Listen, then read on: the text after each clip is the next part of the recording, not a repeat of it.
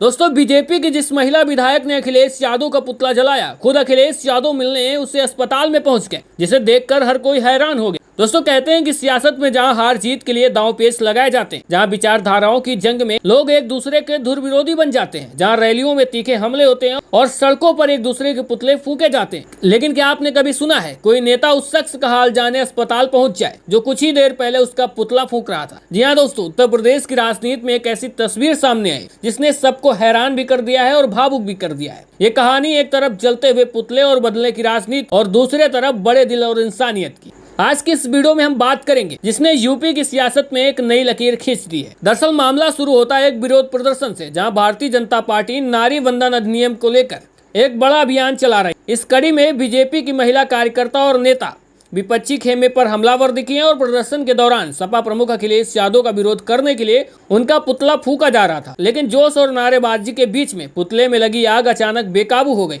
और पुतला जला रही बीजेपी विधायक अनुपमा जायसवाल इस हादसे की चपेट में आ गए और आग की लपटों से उनका चेहरा झुलसा दिया और आनन फानन में उन्हें अस्पताल ले जाया गया। राजनीति की सामान्य समझ तो यही कहती है कि विरोधी खेमा इस पर चुप्पी साध लेता है और मजे लेता कि आखिरकार जो लोग दूसरे का पुतला जला रही थी आज वो भी झुलस गए। लेकिन अखिलेश यादव ने ऐसा नहीं किया और उन्होंने ऐसा काम कर दिया जिसके बाद विपक्षी भी उनकी तारीफ कर रहे हैं, क्योंकि अखिलेश यादव ने इस कहानी को ऐसे मोड़ पर ला दिया जिसकी उम्मीद खुद बीजेपी खेमे के लोग नहीं कर रहे थे, क्योंकि बीजेपी विधायक अनुपमा जायसवाल अभी मेदांता अस्पताल में भर्ती है। ऐसे में पास में ही मुख्यमंत्री आवास है, लेकिन खुद योगी आदित्यनाथ उनसे मिलने के लिए नहीं गए हैं। उनकी विधायक हैं फिर भी, लेकिन अखिलेश यादव जिनका खुद का पुतला फूका जा रहा था, बीजेपी की उस महिला विधायक से मुलाकात करने के लिए और उनका कुशल क्षेम जानने के लिए मेदांता अस्पताल के वार्ड में जब समाजवादी पार्टी के मुखिया अखिलेश यादव अपने दल बल के साथ दाखिल हुए तो वहाँ मौजूद हर शख्स दंग रह गया कि अखिलेश यादव किसी राजनीति के लाभ के लिए नहीं आए थे, बल्कि उस महिला नेता का हाल जानने पहुंचे थे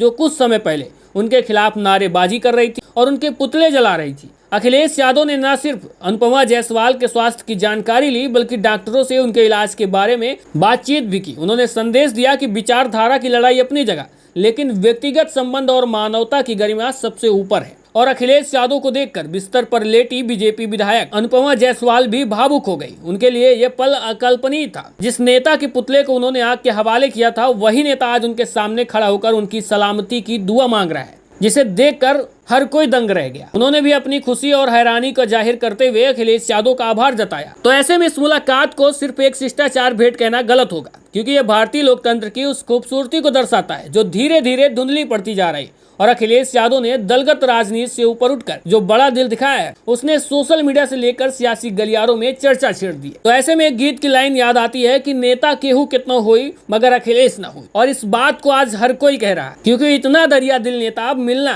शायद उत्तर प्रदेश ही नहीं पूरे भारत देश या विश्व में कहें तो मुश्किल होगा। वहीं इसको लेकर अखिलेश यादव ने एक बयान भी जारी किया है। उन्होंने सोशल मीडिया प्लेटफॉर्म पर मुलाकात की तस्वीरें शेयर करते हुए लिखा है कि हम नहीं चाहते कि समाज के बीच आग जले, हम चाहते हैं कि समाज में सौहार्द की फुहार हो। हमारी सकारात्मक राजनीति की स्वस्थ परंपरा ने हमें यही सिखाया है, इसलिए हम भाजपा विधायक श्रीमती अनुपमा जायसवाल जी से मिलने गए और उनके शीघ्र स्वास्थ्य लाभ की कामना करके आए। राजनीति अपनी जगह और मानवीय संबंधों का महत्व अपनी जगह, सद्भाव बना रहे, सौहार्द बना रहे, ये बड़ा दिल दिखाया अखिलेश यादव ने, जिसकी हर कोई तारीफ कर रहा है। वैसे आप अखिलेश यादव की इस मुलाकात के बारे में क्या सोचते हैं? कमेंट बॉक्स में अपनी राय जरूर दीजिएगा। साथ में वीडियो को ज्यादा से ज्यादा लाइक और शेयर करके चैनल को भी सब्सक्राइब और फॉलो करिएगा। मिलते हैं फिर एक नई जानकारी के साथ।